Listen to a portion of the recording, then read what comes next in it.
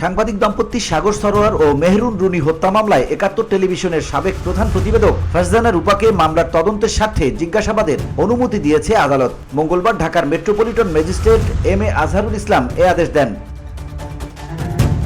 জানা গেছে, মামলার তদন্ত কর্মকর্তা পিবিআই এর অতিরিক্ত পুলিশ সুপার আজিজুল হক সম্প্রতি তাদের জিজ্ঞাসাবাদের জন্য ঢাকার চিফ মেট্রোপলিটন ম্যাজিস্ট্রেট আদালতে আবেদন করেন। গত ৪ মার্চ ঢাকার মেট্রোপলিটন ম্যাজিস্ট্রেট এম.এ. আজহারুল ইসলামের আবেদন মঞ্জুর করে তাকে জিজ্ঞাসাবাদের অনুমতি প্রদান করেন। এই মামলায় প্রতিবেদন দাখিলের জন্য আগামী ১৫ এপ্রিল দিন ধার্য রয়েছে।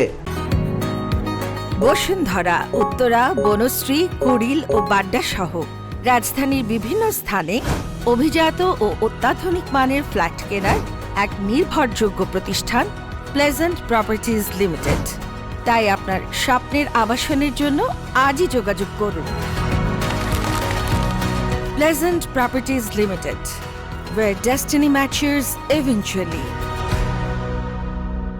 আবেদনে বলা হয়েছে, সাংবাদিক দম্পতি সাগর রুনি হত্যা মামলার ঘটনার সময়ে ফারজানা রূপা এটিএন বাংলা টেলিভিশনে রিপোর্টার হিসেবে কর্মরত ছিলেন। রুনির সঙ্গে তার ঘনিষ্ঠ সম্পর্ক ছিল এবং পারিবারিকভাবে ঘনিষ্ঠতা ও যাতায়াত ছিল। হত্যাকাণ্ডটি নিয়ে তিনি টেলিভিশনে রিপোর্ট করেন মর্মে জানা যায়। তাকে জিজ্ঞাসাবাদ করলে এই হত্যা মামলার রহস্য উদ্ঘাটনে গুরুত্বপূর্ণ তথ্য পাওয়ার সম্ভাবনা রয়েছে। আলোচিত এই হত্যা মামলায় রুনির বন্ধু তানভীর রহমান সহ ৮ জন আসামি। অন্য আসামিরা হলেন নিহতের বাড়ির নিরাপত্তারক্ষী এনাম আহমেদ ওরফে হুমায়ুন কবির, রফিকুল ইসলাম, বকুল মিয়া, মিন্টু ওরফে বারগিরা মিন্টু ওরফে মাসুম মিন্টু, কামরুল হাসান অরুণ, পলাশ রুদ্রপাল ও আবু সাইদ। আসামিদের প্রত্যেককে একাধিকবার রিমান্ডে নেওয়া হলেও তাদের কেউই স্বীকারোক্তিমূলক জবানবন্দি দেননি।